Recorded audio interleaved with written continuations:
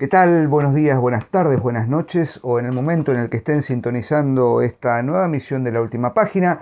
Los saludamos, quien les habla, Diego Ortega, y como suele suceder muy cada tanto, hoy nuevamente en su rol de Ganimedes, el excelentísimo, el ínclito, el inmarcesible, todo lo que ustedes ya saben, pero en realidad nunca terminan de saber. Porque cuanto más se acercan a la sabiduría de Porrini en sí se aleja. Es inmarcesible. Claro. Es un fenómeno digno de ser estudiado por la teoría literaria, por que les gusta estudiar estas cosas, la cercanía que se aleja, el todo en un jamás, el nunca en un jamás. El Dios que mira de lejos. El Dios que mira de lejos. Sebastián Porrini para los mortales. ¿Cómo le va, Porrini? Maestro, un gusto, realmente. Ya nos ponemos un poco... Ya está, la divinidad bueno, me ha rozado. Bien. Aquí estamos en una nueva emisión de La Última Página, lunes como siempre, y hoy vamos a continuar con la línea más bien pura literatura. Y hace tiempo que venimos pensando en... Bueno, lo hemos hecho el año pasado, este año creo que todavía no nos metimos con ningún así clásico en el sentido... temporal y de esos que uno dice, bueno, siempre están, lo hablábamos recién, ¿no? Uno escucha autores, obras que siempre están ahí en la biblioteca universal, y dice, bueno, ya le vamos a hacer un programa, no sé, nos han pedido Felisberto Hernández, por ejemplo, vamos a hacerle un programa a Felisberto Hernández en algún momento. Hablamos en algún momento de ¿no? Los cuentos, sí, pero no en Instagram lo hicimos, me acuerdo. Alguien pidió Balzac. Sí, Balzac, qué sé yo, bueno. Pero hoy vamos a irnos al siglo II, después de Cristo. Vamos a irnos a la literatura propiamente clásica. En este caso, literatura romana o latina, pero con una fuerte presencia de la tradición griega. Más bien diríamos a lo Borges, que haya sido escrita en latín es un accidente, ¿no? Y que es El asno de oro de Apuleyo. Yo tengo la edición de Planeta. ¿Sabés, Diego, qué es la de Gredos, no? Sí. Muy interesante. Hay más económicas. Hay una componente interesante. Planeta, D'Agostini, RBA, Gredos. Se ve que tienen como una especie de acuerdo porque... Claro. Esto tiene un solo inconveniente. La traducción es exquisita, pero no tiene el estudio preliminar. Claro. Pero bueno, es mucho más económica. Los clásicos de Grecia y Roma. Apuleyo, El asno de oro, también conocido como Metamorfosis. Claro. Como decíamos, obra aproximadamente del siglo II, cuyo tema, por supuesto, es un tema mitológico, ¿no? Claro. O por lo menos varios temas mitológicos. Pero bueno, me gustaría, Sebastián, que vos desarrolles un poquito, que lo tenés más trabajado, y después vamos haciendo algún intercambio sobre la importancia de retomar estos clásicos y en todo caso, por qué leer una obra romana sobre tema griego, ¿no? ¿Qué elementos se filtran y pasan y se mantienen, ¿no? Esa eterna pregunta, ¿no? ¿Qué les pasó a los romanos cuando llegaron a Grecia, ¿no? O la reducción facilista de decir, bueno, les copiaron todos los dioses. Claro. Perdón. No, está muy bien. Bueno, en principio, 2 o 3 cosas para el lector que la va a leer por primera vez. Primero, que lo haga. El asno de oro es una gran novela. Es muy divertida, por otra parte. Divertida me refiero a que tiene mucha acción. Es una novela de aventuras. En muchos sentidos. Es una gran novela de aventuras, tiene 11 libros, hoy diríamos 11 capítulos, 11 partes, en las que no deja de haber acción, en las que no deja de haber episodios intercalados. Uno ve allí, de hecho es una de las fuentes de la novela moderna, sobre todo del Quijote, de una manera notable. El personaje vive una cantidad de peripecias, yendo y viniendo. Lugar en el que está, escucha otra historia, que después va a ser tan común, ¿no? En el Quijote, cuando está en la venta y se escucha y alguien relata la historia de tal cosa, de cual otra, de una novela pastoril. Bueno, aquí pasa lo mismo, pero obviamente con, digámoslo claramente, 1400 años antes. Es decir, Apuleyo está tomando una tradición que es la de la tradición de la novela griega, ¿sí? Novela griega que nació en el siglo III, II antes de Cristo, del cual don Carlos García Gual tiene un estudio muy bueno, la novela griega en esa época. No recuerdo ahora el título exacto, pero pueden ir a buscarlo en su obra, sin lugar a dudas, en la que él dice que, bueno, que nace la novela de aventuras, y es verdad, son novelas de... Incluso yo me acuerdo, permítame la alusión, más que el Quijote, ¿saben cuál es muy parecida? El Persiles. El Persiles los trabajos de Persiles y Sigismunda de Cervantes. De don Miguel de Cervantes Saavedra, exactamente. Es una novela en ese sentido, una acción tras otra, una aventura tras otra, intercaladas con otras historias. Bueno, aquí la historia es muy sencilla en sí. Lucio es un joven aristócrata y demás, un tanto picaresco en algún sentido, con algunas cosas, ¿no?, bastante llamativas. Incluso la novela empieza con un discurso al lector que es hermosísimo, muy moderno, ¿no? Como diciendo, lector, miren, voy a leer rápidamente. Dice, lector, quiero hilvanar para ti en esta charla milesia, ¿no? Justamente el tono, ¿no?, del tipo de literatura de la época, una serie de variadas historias y acariciar tu oído benévolo con un grato murmullo. Dígnate tan solo recorrer con tu mirada este papiro egipcio escrito con la fina caña del Nilo y podrás admirar a criaturas humanas que cambian de forma y condición y viceversa, que posteriormente recobran su primitivo estado. Empiezo. Así abre la novela. De una manera muy, muy moderna, ¿no? Dirigiéndose al lector, dirigiéndose fundamentalmente con una justificación sobre un papiro, es verdad, está escribiendo sobre un papiro, que es una forma de escritura bastante moderna para la época, bastante innovadora, y la novela trata la historia de Lucio, este joven, que en un determinado momento, llevado por la curiosidad, llevado por una enorme curiosidad en torno de los... Ahora vamos a entrar en ese tema, de ciertos rituales, ¿sí? Vamos a decirlo así rápidamente. Termina por ingresar a la casa de un personaje bastante avaro y demás, cuya mujer es medio una bruja y demás, a convivir con ellos. Está el principio de la hospitalidad. Se enamora, o mejor dicho, se gana a la criada, ¿no?, con la cual finalmente termina teniendo relaciones, por supuesto, y ella, en medio de esto, él le pide que quiere ver los secretos que realiza su ama, con lo cual un día la espía, ella se transforma, el ama escapa, se transforma en un ave, escapa para tener relaciones con otro joven. Bueno, de relaciones ni hablemos, ¿no? Toda típica de la literatura alejandrina, está lleno, ¿no? Está lleno, como en algún momento el banquete de Trimalción, ¿no?, y demás, todos los grandes textos de la época. Y él decide ver en el ungüento que se ha puesto esta mujer para transformarse, ver la posibilidad de transformarse. Es tan estúpido que cree que se puede poner ese ungüento sobre la base de... Tome, profe. Perdón. No, por favor, ninguno, acá estamos en casa. Sobre la base de que no escuchó lo que la mujer dice para transformarse. O sea, mientras ungüenta, suponemos que da un rezo ocultista, ¿no?, para transformar, y él cree que poniéndose eso se va a transformar en algo, ¿no?, y luego lo va a poder dejar de transformar la joven. En verdad le sale todo mal, se convierte en un asno, ¿no es cierto? Ella no sabe cómo hacerlo, entonces le dice que tiene que comer rosas para volver a convertirse en un ser humano, pero las desgracias vienen una tras otra. ¿Por qué? Porque la casa es asaltada, a él se lo llevan, es un burro. Claro. Entonces se lo llevan y ahí empieza toda una serie de aventuras que vamos a resumir. Le pasa de todo, lo golpean, lo cargan, pero escucha, tiene conciencia humana, escucha a los seres humanos. Entonces va narrando las historias que va escuchando de pueblo en pueblo, porque es robado en una parte, porque es apaleado en otra, porque es vendido, es comprado y vendido miles de veces, hasta que llega a su gran triunfo, que ¿cuál es?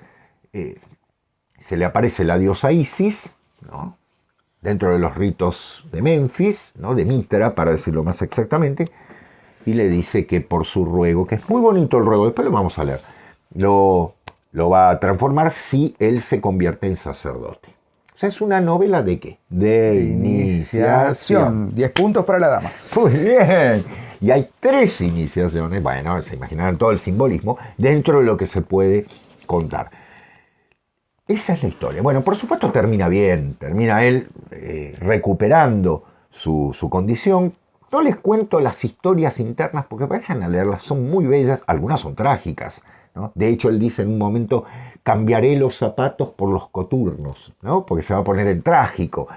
Y está citado cuanta mitología de la época rondaba la mente de estos señores. Diego. No, resulta interesante pensar esto que decías, ¿no? Sí.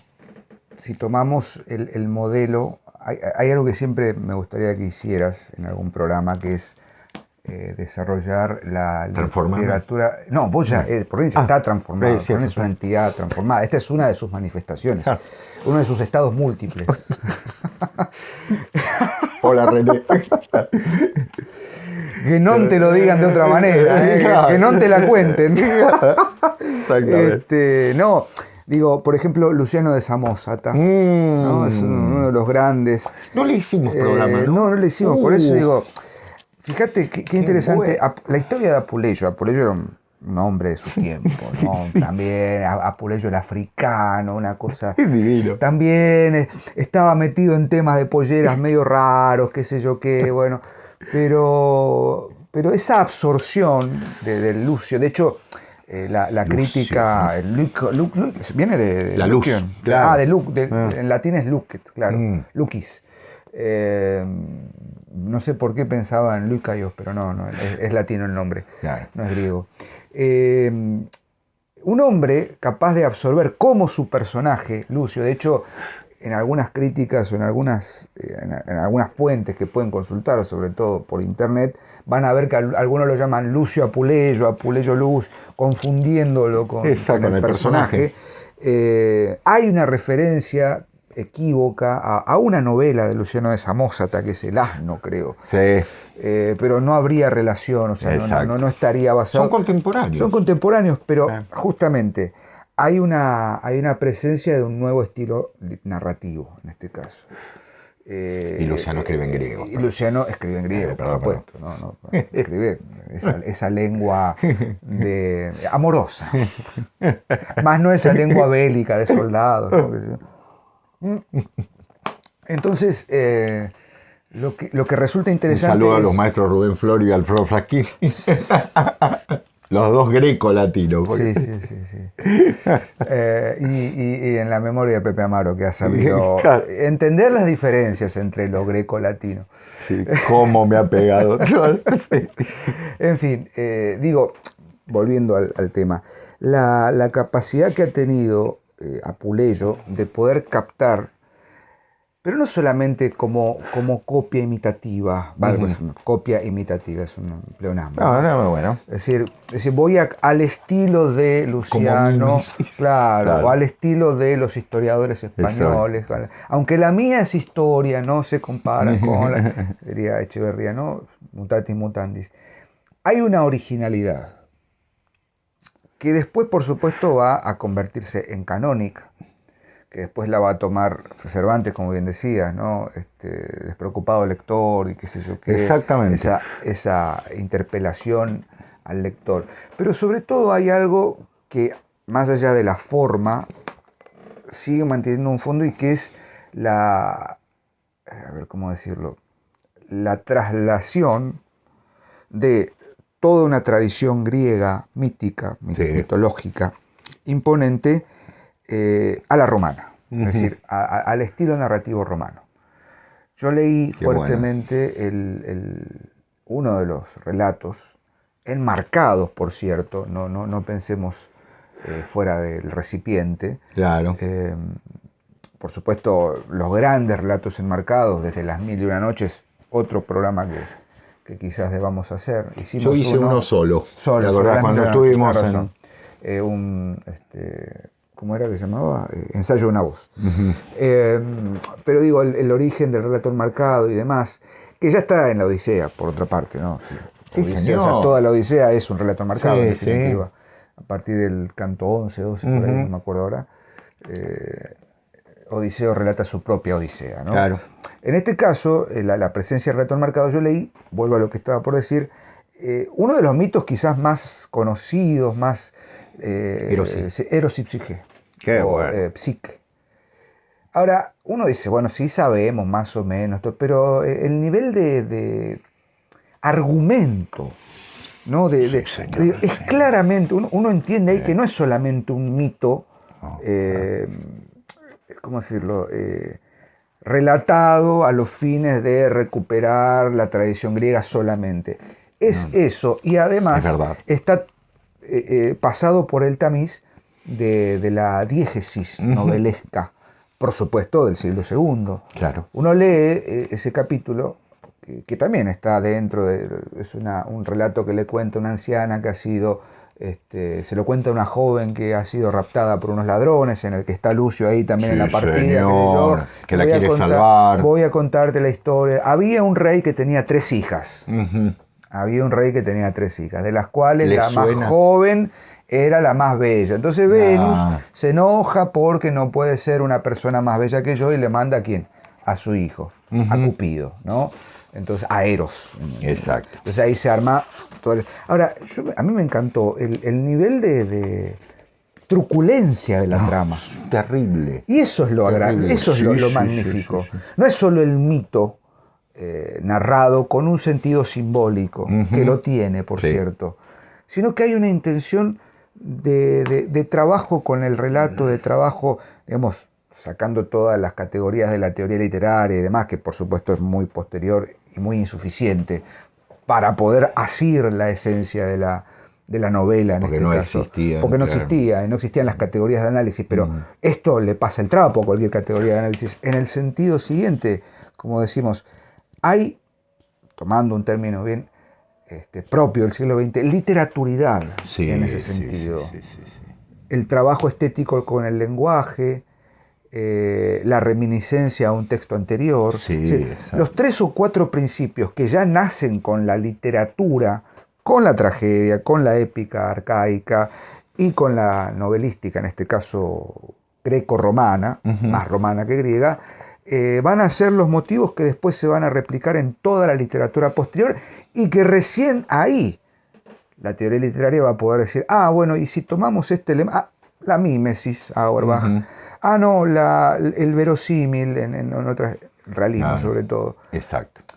Pero eso ya estaba pensado desde antes, pensado no, hecho literatura, hecho estéticamente trabajado. Y Apuleyo logra captar eso y logra construir en la novela un compendio de mitología, por supuesto, pero de arte poética, es decir, cómo crear una forma distinta. No es lírica, no es drama, es narrativa o protonarrativa, ¿no? Exactamente. Valga decir, Diego, que, a ver, vamos a tratar de ver algunos aspectos. La novela es una novela, no cabe ninguna duda, de hecho es un prototipo de la novela, como bien decía Diego, muy bien, exactamente, que viene con todo el fundamento de la novela griega alejandrina. Alejandrina, recuerden, nos referimos a Alejandro Magno, ¿no? El periodo que se inicia en el siglo IV, fines del IV, y que ya en el tercero se establece como una especie de movimiento cultural enorme, el alejandrinismo. En la novela está marcado fundamentalmente cierto arte recargado, que era propio, cierto arte, como decirlo, dramático del alejandrinismo. Me atrevería a decir, si me permiten el término, barroco o manierista, en algún sentido. No sé si barroco, manierista sería el término. O sea, sobrecargado y demás, que tiene fundamental importancia porque le permite a Apuleyo, muchos siglos después, esta idea de lo bizantino, diríamos, es decir, de incorporar elementos como la enorme historia de Eros y Psique, que abarca mucho de la novela, para otras aventuras que son más rápidas, que están narradas más rápidas, y que debo reconocer que Apuleyo lo hace muy bien, porque no aburre para nada. no es que vuelve a citar, sino ya, como ya lo sabía, es decir, ya está dicho, entonces está perfecto. 2 o 3 cosas claves. La primera, es una novela iniciática, no cabe duda. Bien. Es una novela de aprendizaje también, sí. Es una novela simbólica, por supuesto, pero ¿de qué? ¿Simbólica de qué? Bien, acá nos vamos a meter en un tema que no vamos a terminar hoy y que solo voy a anunciar y les voy a tirar un par de libros para que los piensen si quieren. Es una novela que está inmersa en un momento de crisis religiosa enorme, siglo II. Debe haber sido maravilloso vivir esa época. Hay un cristianismo que todavía no está establecido, ¿no? Hay un momento en que los dioses están por ir y está por venir la revelación absoluta del cristianismo, es decir, de transición, en el que el ser humano, ávido de trascendencia, ojo con esto, ávido de trascendencia, porque no es de ninguna manera un ateísmo a la violeta, ¿no? O un agnosticismo a la violeta, sino fundamentalmente una falta de algo que fije y que va a ser el cristianismo lo que va a establecer eso. Aquello se está yendo, entonces hay una transición, la búsqueda de algo, el hermetismo. El hermetismo tiene una historia enorme, yo ahora lo voy a citar rápidamente, viene de Egipto. Egipto es una sociedad enormemente reconocida, tanto por Grecia como por Roma, posteriormente. Todo lo que viene de Egipto es prestigioso, ¿no? Es como una especie de moda, ¿no? Como la moda francesa en cierto momento, que se convirtió, ¿no? Todo lo que venía de Francia era lo mejor, ¿no? Llamándolo así, por ejemplo, en la vestimenta. Y por lo tanto, todo lo que viene de Egipto tiene sabiduría. Por lo tanto, esto quiere decir que la tradición mitraísta y la tradición de Osiris y de Isis, que son los 2 grandes dioses que van a aparecer al final en la novela, y que van a convertir a él en un sacerdote en ese sentido, están allí como algo innovador, como una esperanza para alguien que no habla una palabra del cristianismo, no habla una palabra del cristianismo. Estamos en el siglo II, ni siquiera de los judíos. Es decir, es un romano que está pensando que la romanidad se puede salvar, pues eso también habría que hacer una lectura, se puede salvar de una religión importada, ¿no? Esa religión importada es el hermetismo. El hermetismo es enorme para leer 2 libros, si quieren. El primero es de Festugière, el hermetismo se llama justamente, no sé si está traducido, pero es un clásico, yo lo tengo por allí, después lo veo. Y el segundo, y la religión pagana sería la traducción del hermetismo, la religión pagana. Y el segundo es el del querido Alain Daniélou, el cardenal Daniélou, que escribió un libro interesantísimo sobre los elementos del gnosticismo en comparación con el cristianismo. ¿Sí? Después, en todo caso, todos los libros los ponemos abajo, digo, para que no recordar los títulos. Son 2 libros claves. En otros tiempos, sí, el editor de la última página, sí, bueno, tenía tiempo para buscar la tapa, Diego Ortega, la tapa no del libro más. y Sí, ponerlo. sí. O sea, Porrini decía l'hermétisme y aparecía. O sacaba el libro Porrini y de pronto la imagen se alargaba y aparecía el libro en pantalla completa. Ahora estamos en un canal más trucho. Ahora estamos en... el señor Diego Ortega se fue y dejó un clon. Claro. Alain de Clon. No, pobre, está trabajando Jean-Claude Van Damme. Totalmente. Bien, ¿dónde fuimos? Perdón, no, explicaba esto porque vamos a poner los títulos de los libros. Sí, yo después abajo. te los doy, Diego, así los ponemos abajo. Daniélou y Festugière. Exactamente. El hermetismo, es decir, uno de los temas claves, que en algún momento podríamos hacer un programa por ahí, pero sí, totalmente. Fundamentalmente la novela está inmersa en esa cosmovisión, en ese clima. Pero también está, como bien decía Diego, está en un clima de cierta intelectualidad romana que busca a Grecia como una manera de salvarse ante la decadencia, ¿no? Inevitable, porque Roma fue un imperio maravilloso, enorme, extenso, está en un momento de esplendor en este momento, y ustedes dirán, ¿esplendor, decadencia? ¿Cómo es esto? Claro, pero llega a lo máximo, ya está, ya toqué las murallas. Y del otro lado, ¿qué están? ¡Joy, bárbaro! ¿No? Sí. Los bárbaros. Hunger, como dice la canción de Cabaret, ¿no es cierto? El hambre está golpeando afuera, ¿no? Es decir, viene todo el desastre. Entonces, ante esa declinación, ¿qué hacemos? Importamos. Traigamos Mitra, traigamos Menfi, traigamos lo que sea, el buey Serapis, traigamos la tradición, por supuesto, de Cibeles, ¿no? Que tiene que ver con esto. Entonces, hay un Apuleyo, hay un Lucio que está ingresando a esa tradición y que se justifica al final diciendo, y terminé ingresando al colegio que había fundado Sila. Fíjense cómo quiere relacionar la tradición romana, ¿no? Colegio de sacerdotes antiguo con lo nuevo. ¿Cómo hacemos para sintetizar esto? La síncresis, ¿no? que es tan interesante en este sentido.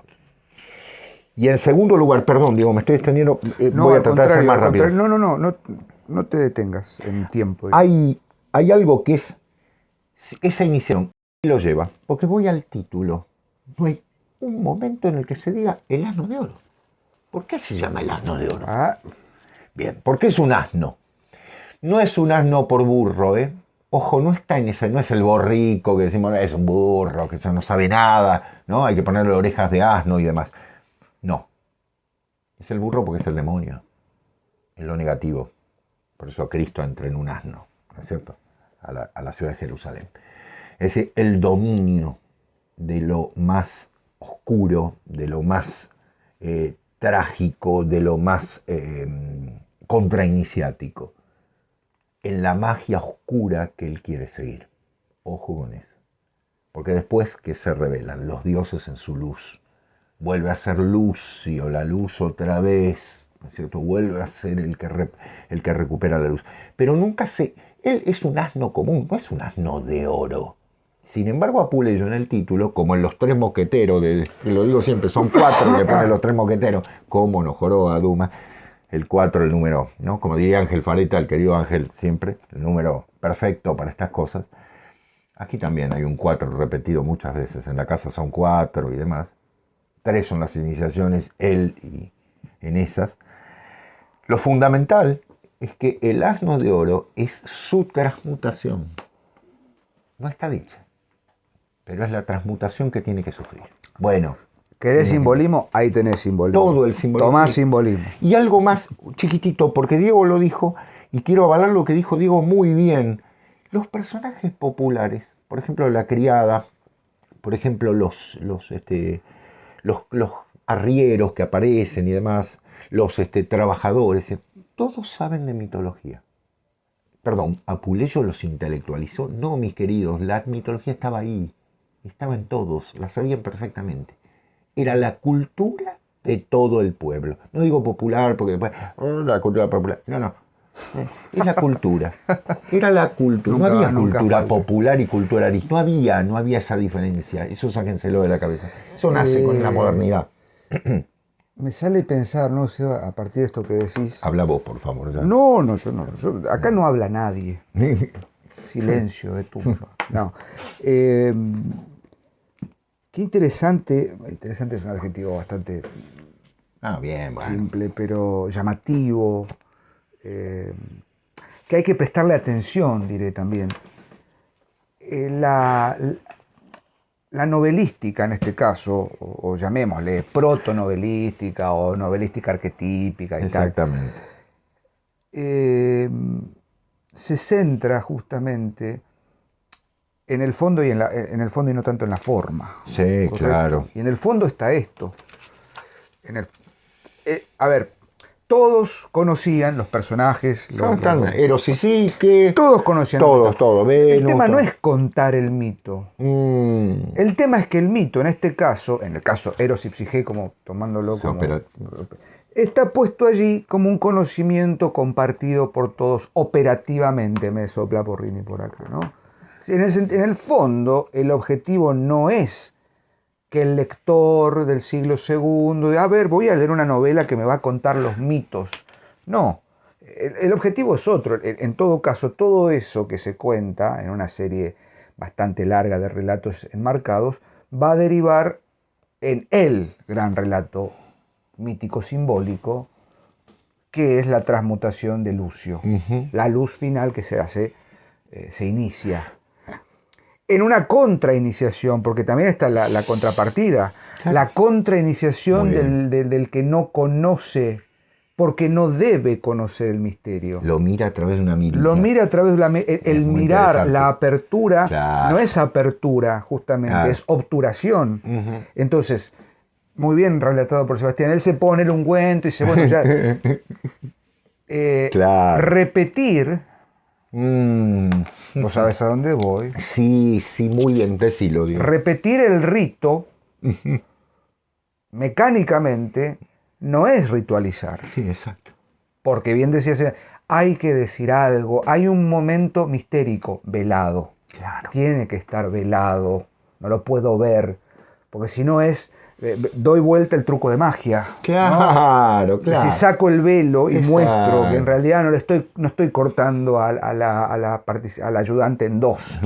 ¿Se entiende? Es decir, hace unos años hubo una gran polémica, estoy hablando hace 15 años, una gran polémica en torno del mago enmascarado, ¿no? Un tipo... en televisión salió a revelar los grandes trucos. Y era el problema de ese flaco. La magia tiene...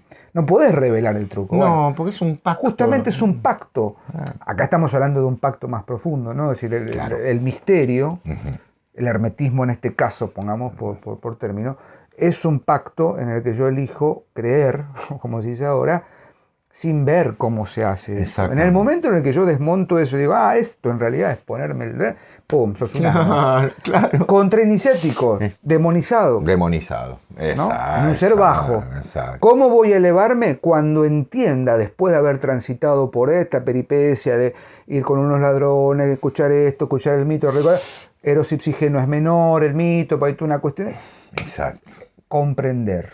Exacto. Entender, entrar en la esencia. Pero la gracia viene de los dioses, ¿viste? La gracia viene de los dioses. Ahora, ese es el fondo.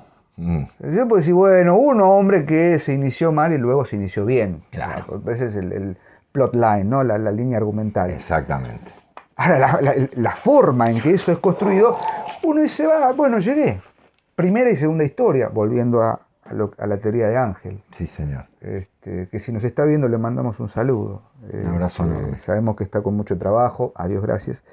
Entonces digo, esa transformación, esa elevación, esa transmutación, es justamente una victoria. Sí. Ahora, ¿hace falta que Apuleyo lo ponga en un marco de pelea teológico, religiosa y qué sé yo? No. Es una novela. Es un argumento. Había una vez, no dice así, no, pero sí, claro. Es la historia de un hombre que un día se quiso casar con una mujer y qué sé yo, qué sé cuánto, pum, y le pasó todo esto y después le pasó todo esto y finalmente le pasó esto otro. Diégesis, narración. O sea, se vale de una historia bien contada para contar otra historia más profunda, que no es tan fácil contarla. En todo caso, esa historia no se tiene que contar. No, claro. Exacto. Show, don't tell, dicen los guionistas, ¿no? Mostrar y no contar. Hay que mostrar. Exacto. Y el que ve. Y el que no, y bueno. Claro. Quédate con el argumento, quédate con el caramelo largo, como diría Valderrama. Claro. De hecho, fíjense ustedes, él en toda la novela aclara, y sobre todo al final, en las iniciaciones, que hay cosas que no puede decir. Dice, bueno, y llevaba... Dice, de pronto dice, llevaba un cántaro, llevaba un sistro y otras cosas que no puedo nombrar. Claro. Es decir, los ritos de iniciación, hay cosas que, bueno, son populares, están dibujadas, están en los relieves, pero hay otras que no. Las palabras secretas y demás.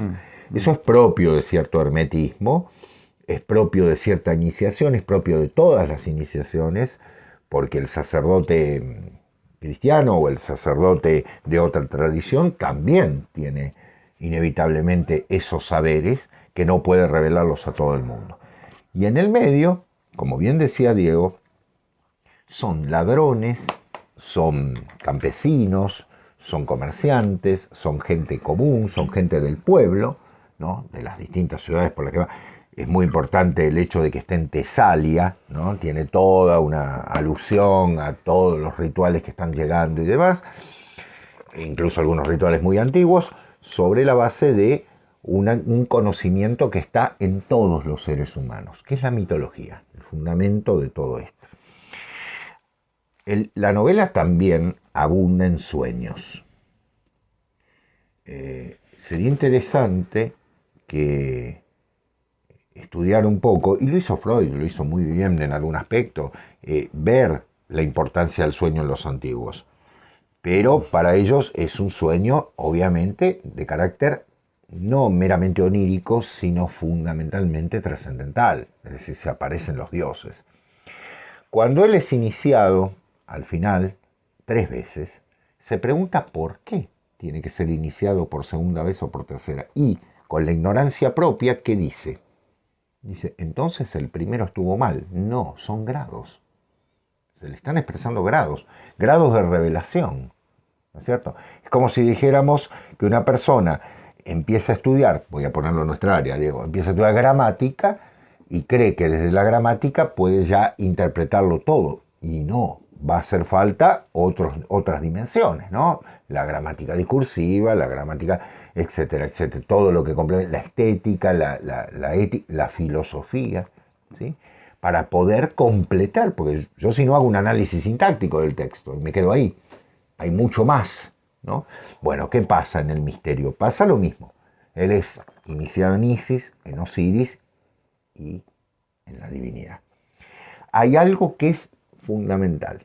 Presten atención cuando la lean, la fuerza de lo femenino, como puerta de entrada a la fe. Femenino, puerta de entrada a... ¿Les suena? No digo porque hay personas que dicen, ¿no? ¡Dios te ha poseído! No, bien, no. Ojo. Sí, vamos, ¿no? Primero, ¿cómo entramos los seres humanos? ¿Qué tenemos primero? Y la sensibilidad. Y lo femenino es lo...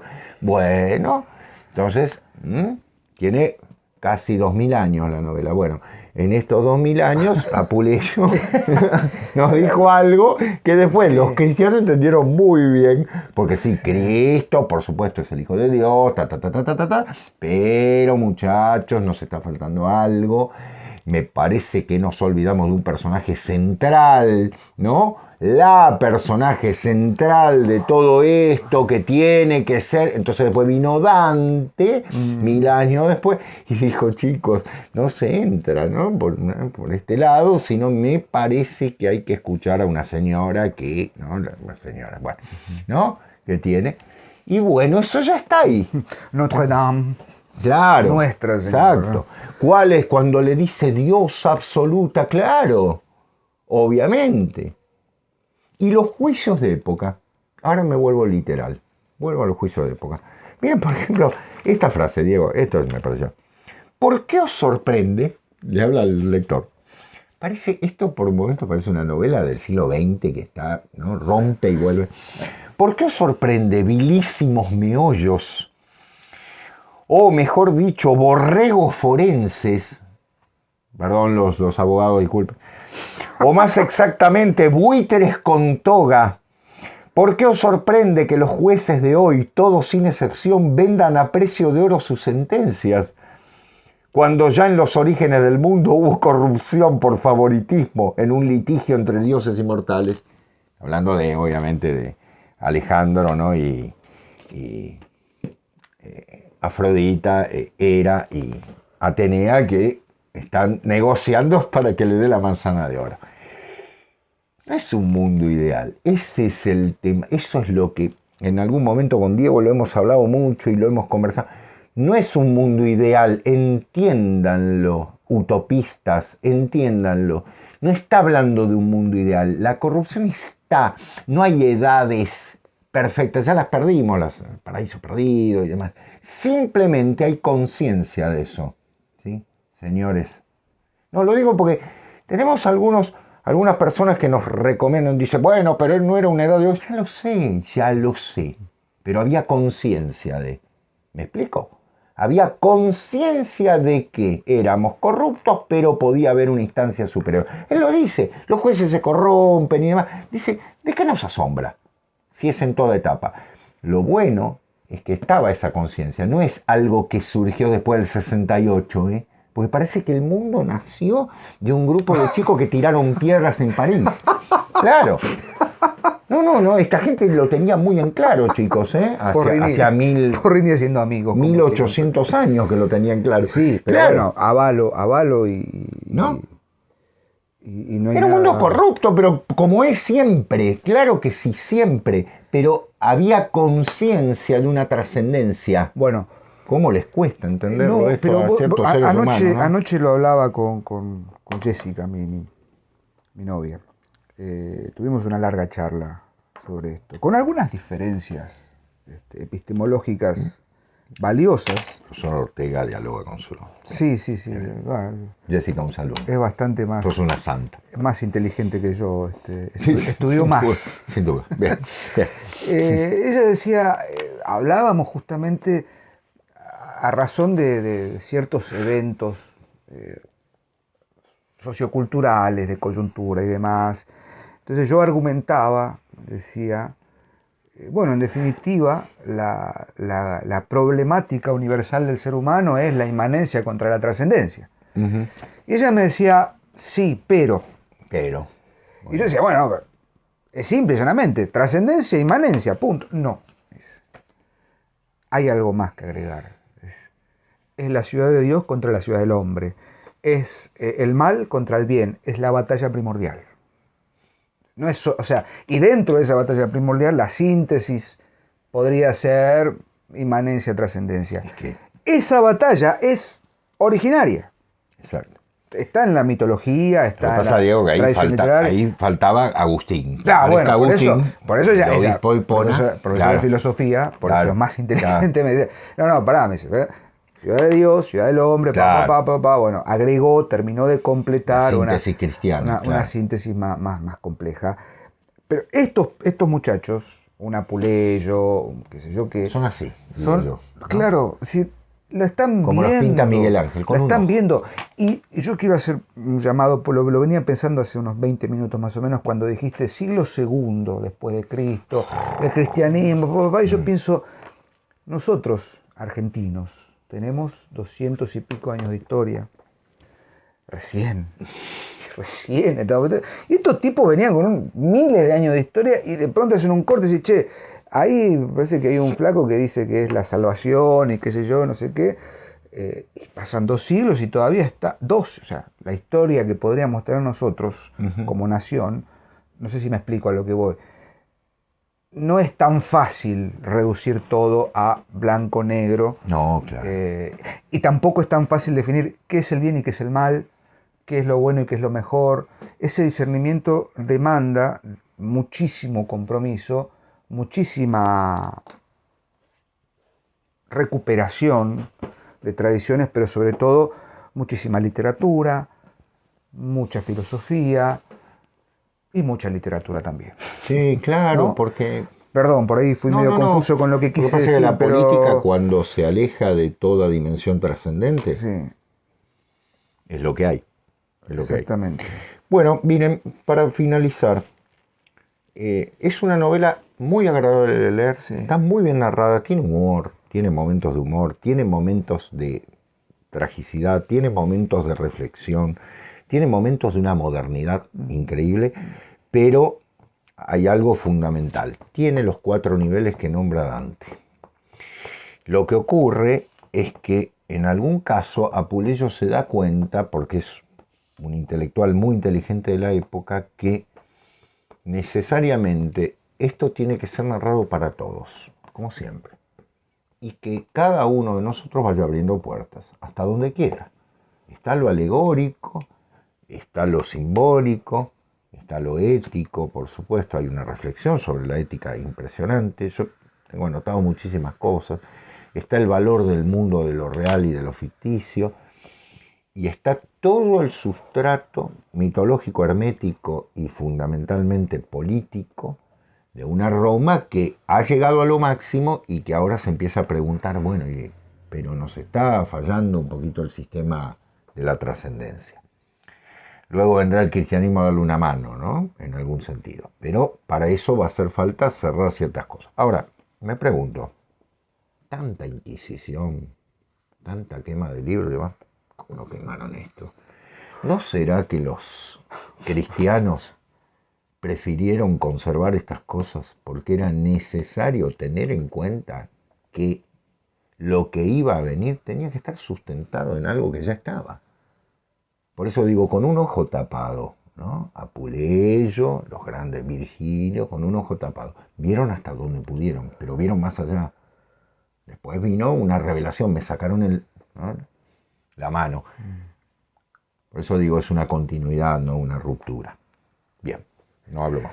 Bueno, al final salió algo más, más complicado de lo que pensaba. Más complicado, ¿no? Pero, bueno, es una novelita. Vamos a hablar de una larga. novela romana, qué sé yo, basada en... Una pero bueno, a ver, es lo que genera justamente... Por eso empezamos diciendo un clásico. Un clásico. Clásico, ese es el que se sigue sacudiendo cualquier tipo de... Apuleyo, el asno de oro. Se consigue muy fácilmente a precio económico, pero la importancia es que esto sea un punto de partida. Sí. Vayan y lean, no se queden con lo que decimos. La literatura de la época es riquísima. Sí. Le debemos el programa a Luciano. Luciano, yo sé que te gusta mucho. Sí, Luciano me encanta. Así que bueno, nosotros, Sebastián, nos vamos a retirar. Perfecto. Nos vemos la próxima semana en una nueva edición de La Última Página. Por favor, les pedimos, no se olviden de chusmear, de mirar, de otear. La academia. La academia de la Asociación de Estudios Humanísticos. Estamos ofreciendo todavía algunos cursos. Sí, vamos a seguir. Va a haber más. Va a haber más. Vamos por las lenguas clásicas también. Acá el profesor Porrini está preparando un hermoso curso de griego, de lenguas clásicas, griego puntualmente. Y latín también. Latín, ¿por qué no? Así que seguimos activos. No se olviden también de suscribirse si no están suscriptos y de contribuir económicamente si desean a este proyecto que, como verán, se sostiene a pulmón. Estamos tratando de mantener un combustible digno para nuestros hígados, sobre todo. Señor Grouse, sí. Ese debe ser el dueño, el apellido Mr. Grouse. Por favor, alguna oración, alguna pauta para seguir mostrando esto en cámara. Si no, vamos a tomar Strega. Sí, vamos a tomar Strega. Nos va a auspiciar Italia y se armó, claro. Y se armó la podrida. Claro. Así que bueno, Seba, un placer como siempre. Del mismo modo, Diego. Nos vemos la semana que viene. A seguir leyendo. Chao. Adiós. Gracias.